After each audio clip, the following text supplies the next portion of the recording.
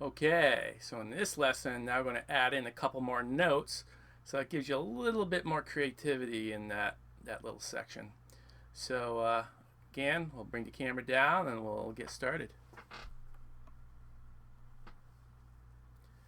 Okay, so we learned that little part right here, those 4 notes. We learned that they're all chord tones except for this note. You have the 1, 3, and then we have a 5. Get used to that shape too. And that's probably a good idea to actually play a track and play those tones. Won't be anything great and wonderful, but just to get used to it.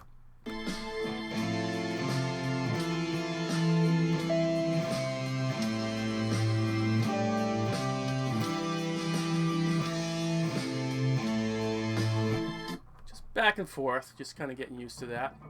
So now we're going to take these 4 notes, we're going to add in some extra notes, which is what I kind of showed you before in the last lesson. So now we're going to go over them. So now we have those notes at the 1st, the 5th, and the 8th frets. Now we're going to add this note at the 7th fret. So now you have, have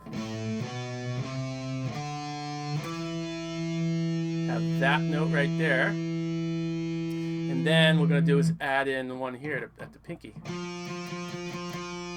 So if you notice, it actually forms a pattern. Fingers 1, 3, 4, and 1, 3, 4.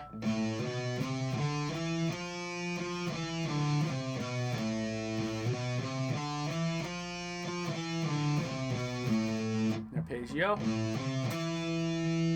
So now we have 3 notes that are actual chord tones, and 3 notes, which is that one, and that one, which are non-chord tones. Those are the ones that will cause tension. But all you gotta worry about is remember that these 3 notes are your chord tones, your A, C, and E, which is the notes that are within the chord.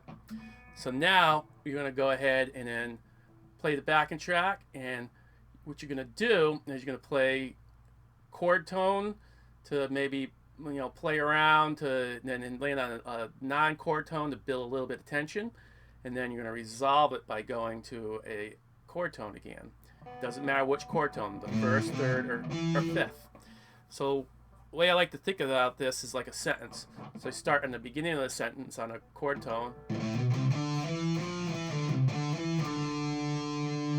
then I go to like a comma, because it's like it still needs to resolve somewhere. So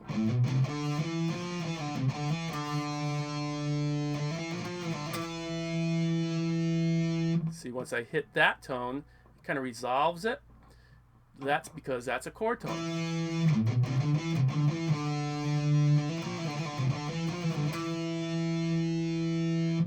There you go. There's that chord tone, and there's chord tone there too.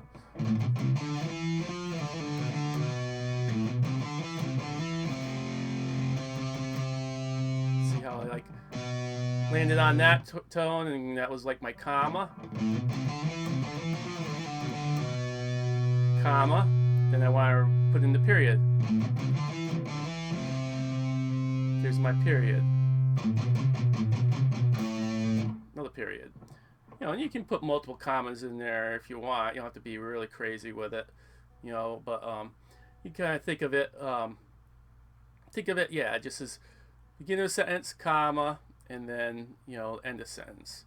And you kind of let the music tell you where you're going to place those little commas. And again, the periods in the endings, the beginning of sentences and endings, those are your chord tones, and then all the non-chord tones are your commas.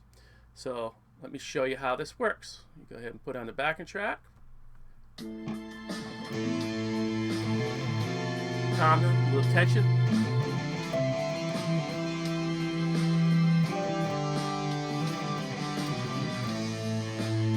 Begin.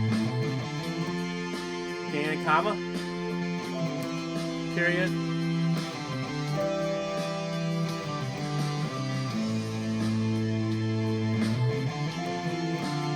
comma.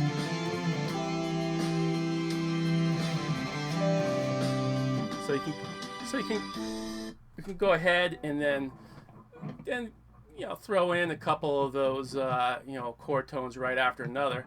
It's not really oh my God, I gotta go play the beginning of the sentence, I gotta play that comma, then I gotta go back to the ending, put a period. It's not so crazy like that, because some of these tones maybe didn't sound quite as strong as when you hit the root. Same with that one. Didn't sound quite as strong as you hit the root. So it's sort of almost like a comma, but it's a lot more solid of a tone to land on. So kind of think it generally like that, but remember, you want to target mainly those notes, but definitely make sure you use some of these other tension tones. They're called tension tones. So all you do is just go from root to chord tone to chord tone all the time. It's going to sound boring. Let me show you. So here's all just chord tones.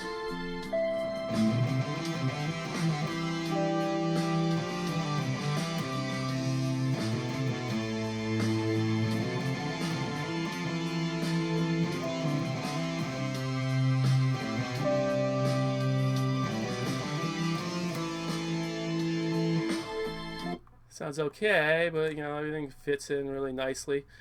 But watch what happens when I throw in some of these tension tones.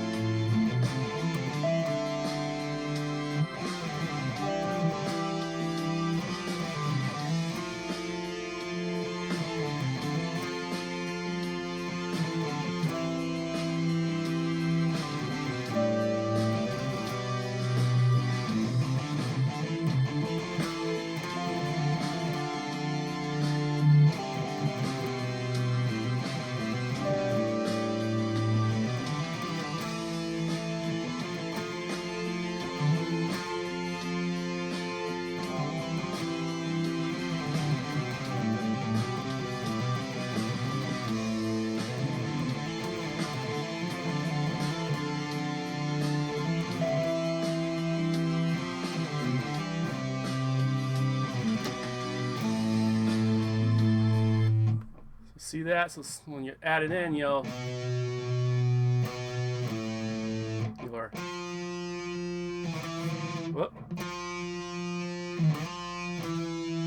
can really make it sound a little bit more interesting. So I kind of exaggerated things a little bit there, but yeah, I think you get the idea. So that's what you want to do with this one. Just try to get used to, make sure you memorize where those chord tones are, but get used to playing around with the chord tones and non-chord tones as you kind of cause a little bit of tension and then release it by going to a chord tone. And then, and I'll talk about something else you can do with this in the next lesson. So work on that, get used to that, and then we'll move on to the next one when you're ready. All right, we'll see you there.